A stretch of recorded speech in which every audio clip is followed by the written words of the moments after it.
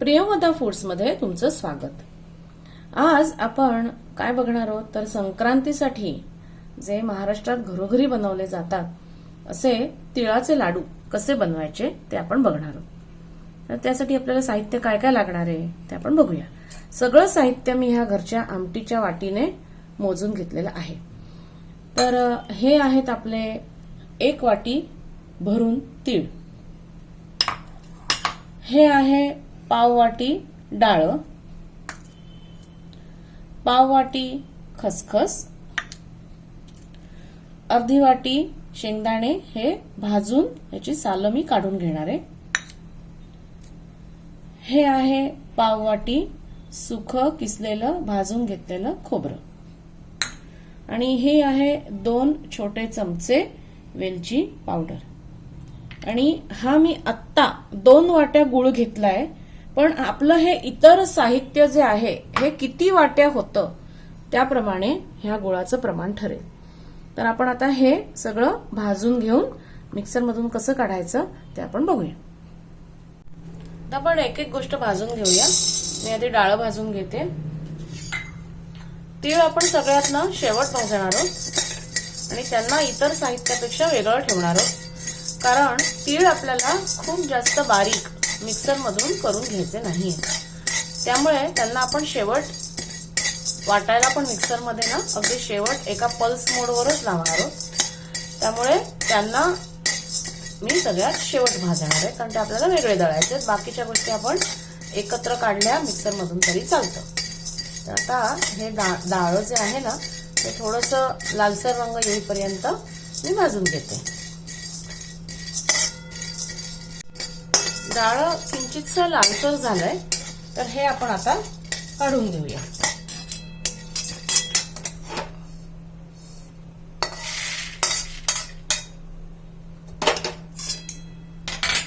आता मी हे खोबरं मी आधीच भाजून घेतलं होतं, तरी सुद्धा त्याला थोडासा शेक देऊन घेते, म्हणजे ते कुरकुरीत होईल।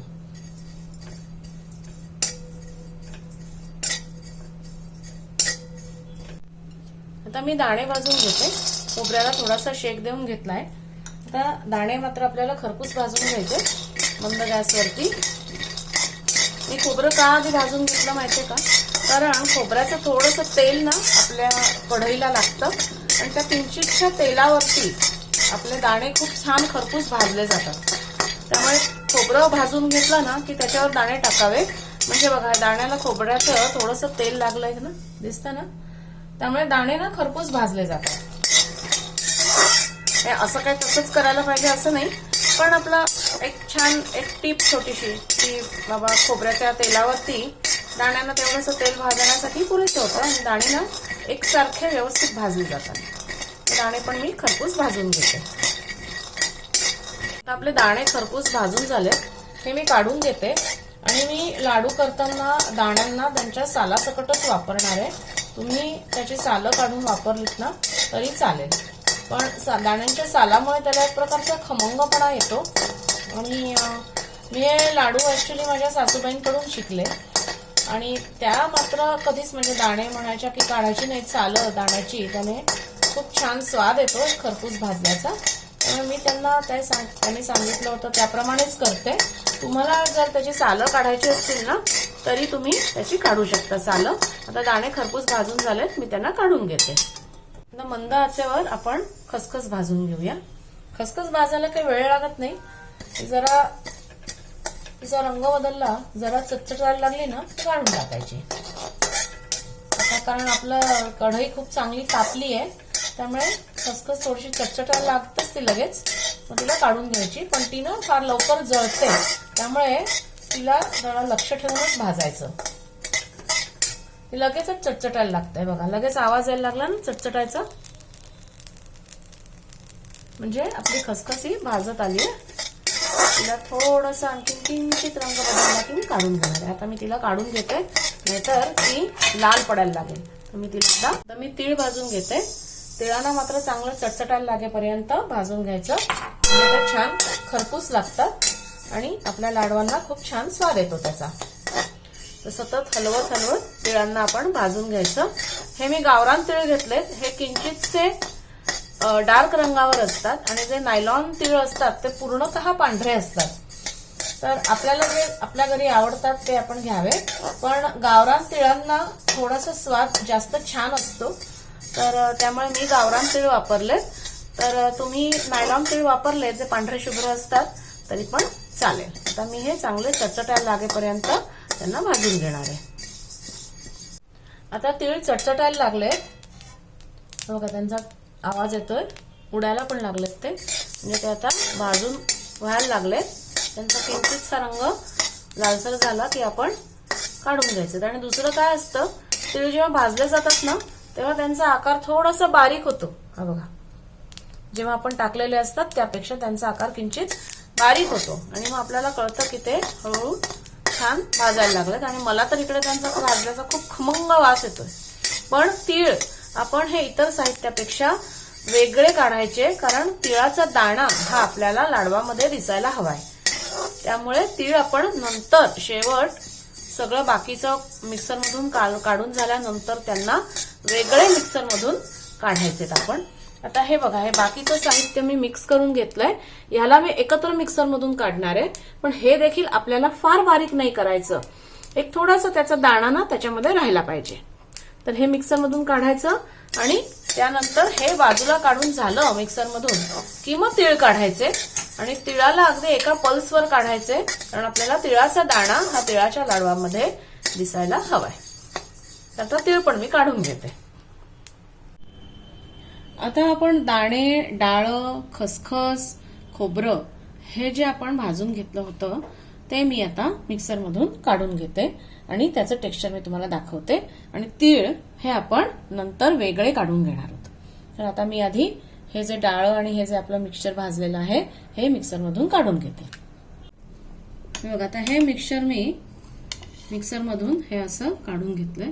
खूप बारीक नाही, थोडंसं असं कोरस आहे. तर हे मी आता ताटलीमध्ये काढून घेते.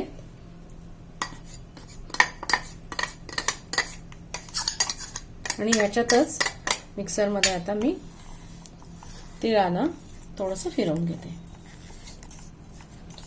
तर ह्याच्यामध्ये तीळ घेऊन आपण ते फिरवून घेऊया. आता तीळ हे मी फक्त एक पल्स एवढेच मिक्सरमधून काढलेत, त्यामुळे काही तीळ बारीक झालेत, काही तसेच राहिलेत. तर हे असे तीळ आपल्याला हवे आहेत. तर आता हे इतर मिक्सचर बरोबर आपण मिक्स करून घेऊया आणि ते मिक्सचर टोटल किती होतं ते मी मोजून घेते आणि तुम्हाला सांगते. हे आपण याच्यात मिक्स करून घेऊया. आता हे मिक्सचर किती होतं ते बघूया आपण. आता हे जे आपण मिक्सरमधून काढलं ते मिक्स करून त्याच्यामध्ये मी वेलची पावडर जी 2 टीस्पून आपण घेतली होती ती मिक्स करून ठेवली आहे. आणि हे जवळजवळ ही आमटीची वाटी भरून अशा 3 वाट्या झाल्या. आता मी तुम्हाला आधी सांगितल्याप्रमाणे आपला गुळ हा 2 वाट्या आहे. तर मी आता 2 वाट्या गुळ घेतलाय आणि त्याच्यामध्ये मी 2 टेबलस्पून पाणी घातलंय. हे बघा, 2 टेबलस्पून मी त्याच्यात पाणी घातलंय आणि ह्याचा आपल्याला पाक करायला ठेवायचा आहे. पण हा गुळ किंचितसा कडक आहे, त्यामुळे मी ह्याच्यामध्ये पाणी घालून याला 10 मिनिटं ठेवणार आहे आणि मग आपण त्याचा पाक करायला घ्यायचा आहे. तर ह्याच्यात आपल्या अंदाजाप्रमाणे जेवढं बसेल तेवढं आपल्याला हे तिळकुट जे आपण करून घेतलंय ते घालायचंय. तर ते किती बसणार आहे ते आपण, गुळाचा चिकटपणा किती आहे हे आपल्याला कळेल त्याप्रमाणे आपण घालूया. गुळाच्या चिकटपणावरती अवलंबून असतं की त्याच्यामध्ये किती तिळकुट आपलं बसतं. तर ह्या गुळाच्या चिकटपणात आपण कसा टेस्ट करायचा ते आपण गुळाचा पाक झाल्यावरती बघूया. आता मी गुळाचा पाक करायला ठेवलाय, गॅस चालू केलाय खारती आणि त्याच्यामध्ये मी 1 चमचा साजूक तूप घालतेय. त्यामुळे काय होतं की लाडूला एकतर तकाकी येते आणि मऊपणा येतो. असा खूप कोरडा कोरडा घशाला लागेल असा तो होत नाही. तर आता 2 वाट्या गुळाला मी 1 चमचा एवढं साजूक तूप घातलंय आणि आता आपण गुळाचा पाक करून घेऊया. गुळाला आधी विरघळवून घेऊया, मग त्याचा पाक झाला ना की मी तुम्हाला दाखवते. आता आपण पाक करायला घेतलाय आणि आता हळूहळू गुळ विरघळायला लागलाय. मी गॅस मीडियमवर ठेवलाय आणि आपण आता गुळ विरघळायला आला ना की मी गॅस थोडा कमी करणार आहे आणि मग त्यानंतर आपण त्याच्यामध्ये आपण जे तिळकुट करून ठेवलंय ते घालायचंय. तर आता पाक झाला की मी तुम्हाला दाखवते. हा बघा, अजून आपला गुळ ना विरघळायचा आहे. हा बघा, तो गुळ विरघळला की आपण त्याच्यामध्ये तिळकूट घालायचे. आता मी गॅस कमी करते, नाहीतर गूळ आपला चिकीवर जाईल. त्यामुळे आपण आता आधी पाक करून घेऊया. आता आपला पाक झालाय, गूळ विरघळलाय. बघा आपला एकतारी पाक झालाय. एकतारी पाक आपला झालाय. बघा एक अशी स्ट्रिंग येते ना, एकतारी पाक आपला झालाय. आता मी गॅस बंद करते, नाहीतर आपला गुळ आपण याच्यात तिळकूट घातलं ना की त्याचा भगरा होईल, लाडू वळता नाही येणार आपल्याला. त्यामुळे मी आता गॅस बंद केलाय आणि मला आधी मी ह्याच्यामध्ये 2 वाट्या एवढं तिळकूट घालून बघते. आधी 1 वाटी घालते, आपल्याला अंदाज येईल म्हणजे की आपल्याला अजून लागणार आहे का, त्याप्रमाणे आपण आणखीन थोडंसं घालायचं. तर आता लागणार आहे, हे आता कमी झालंय की नाही.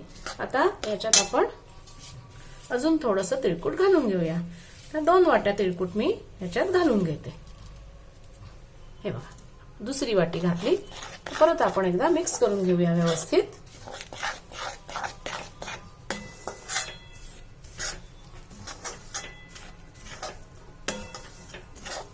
अजूनही आपल्याला तिळकूट लागणार आहे, बरोबर. आता मी याच्यामध्ये आणखीन अर्धी वाटी, आपलं 3 वाटी आहे की नाही, तर अजून मी अर्धी वाटी एवढं तिळकूट त्याच्यामध्ये घालून बघते.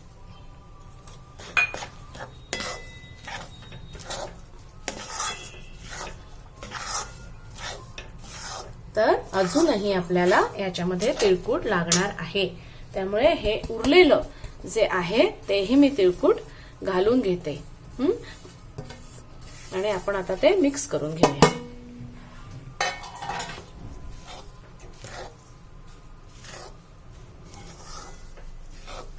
आता हे बघा, हे एवढं तिळकूट आपल्याला व्यवस्थित लाडू वळण्यासाठी होणार आहे. म्हणजे 2 वाट्या गुळासाठी आपण हे 3 वाट्या तिळकूट घेतलं होतं. आता याला थोडंसं थंड होऊ देत आणि मग किंचित अगदी थंड होऊ देत, मग आपण त्याचे लाडू वळायला घेऊया.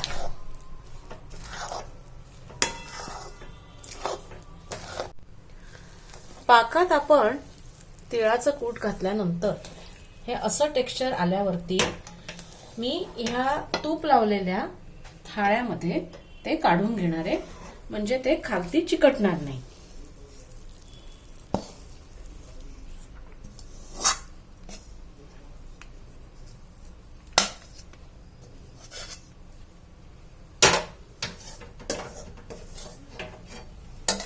आणि ह्याचे ना लाडू अगदी भरभर वळायला लागतात, कारण त्यानंतर ना ते हळूहळू कोरडं व्हायला लागतं. त्यामुळे याचे लाडू आपल्याला गरम असतानाच वळायला लागतात. काय करायचं, आपल्या हाताला थोडंसं तूप घ्यायचं आणि एक साधारण आकार करून लाडू ठेवून द्यायचा. कारण एकदा त्याचा आकार केलेला असला ना की नंतर आपल्याला पुन्हा त्याला रिशेप करणं सोपं जातं. त्यामुळे भरभर भरभर भरभर त्याला असा साधारण लाडवाचा आकार देऊन घ्यायचा आणि आपल्याला हव्या त्या आकाराचे आपण लाडू बनवायचे. आता हे मी सगळे लाडू बनवून घेते आणि मग आपण बघूया की एवढ्या साहित्यामध्ये आपले किती लाडू झाले. हे बघा किती सुंदर लाडू झालाय, बरोबर. आता त्याला जरा नंतर अजून एकदा आपण रिशेप करायचं. आणि काय होतं माहितीये का, एवढ्यासाठीच आपण तूप त्याच्यामध्ये घालायचं की ना लाडूचा एकदम भगरा नाही होत आणि आपल्याला ना भरभर भरभर भरभर लाडू वळता येतात. आणि तुम्हाला जर जास्त क्वांटिटीमध्ये लाडू करायचे असतील, म्हणजे आता समजा आपल्याकडे हळदी कुंकू आहे, त्यामुळे जास्त लाडू बनवायचे, शेजारच्यांना नातेवाईकांना द्यायचे, त्यावेळेस काय करायचं, 2 बॅचमध्ये करायचे. नाही तर काय होतं, हे पटकन सुकून गेलं ना तर मग नंतर आपल्याला परत एकदा पाणी घालून त्याला कढईतून काढावं लागतं. अगदी समजा तसं झालंच तर काय करायचं, अक्षरशः ना 1 चमचा पाणी एवढं त्याच्यामध्ये घालून मिक्स करायचं, 1 टेबलस्पून, ह्या आपल्या एवढ्या साहित्यासाठी. आणि थोडासा 1 कढ काढायचा आपल्या कढईमध्ये. पुन्हा एकदा ते पातळ होतं आणि आपल्याला लाडू बनवता येतात. आता आपले हे लाडू तयार झालेत. म्हणजे आपलं 2 वाट्या गूळ आणि इतर जे आपण प्रमाण घेतलं होतं ते अगदी परफेक्ट झालं. आणि आता त्याच्यामध्ये आपल्या जवळजवळ 27 लाडू तयार झालेत. 1 लाडू मी तुम्हाला जवळून दाखवते. हा बघा किती सुंदर लाडू झालाय आपला आणि इतका खुसखुशीत झालाय की काही प्रश्नच नाही. आता मी तुम्हाला एक ओपन करून दाखवते. हा बघा किती खुसखुशीत झालाय लाडू आपला. तर एकदा अशा पद्धतीने तुम्ही लाडू करून बघा आणि तुमचे अभिप्राय ना मला नक्की कळवा. मी तुमच्या अभिप्रायांची वाट बघते. तुम्हाला जर माझ्या रेसिपीज आवडत असतील तर आणखीन तुम्हाला कोणत्या रेसिपीज बघायला आवडतील तेही मला सुचवा. त्यानंतर माझ्या चॅनलला सबस्क्राईब करा आणि मित्रमैत्रिणींमध्ये जरूर शेअर करा. तुमच्या कमेंट्सची मी वाट बघते. धन्यवाद.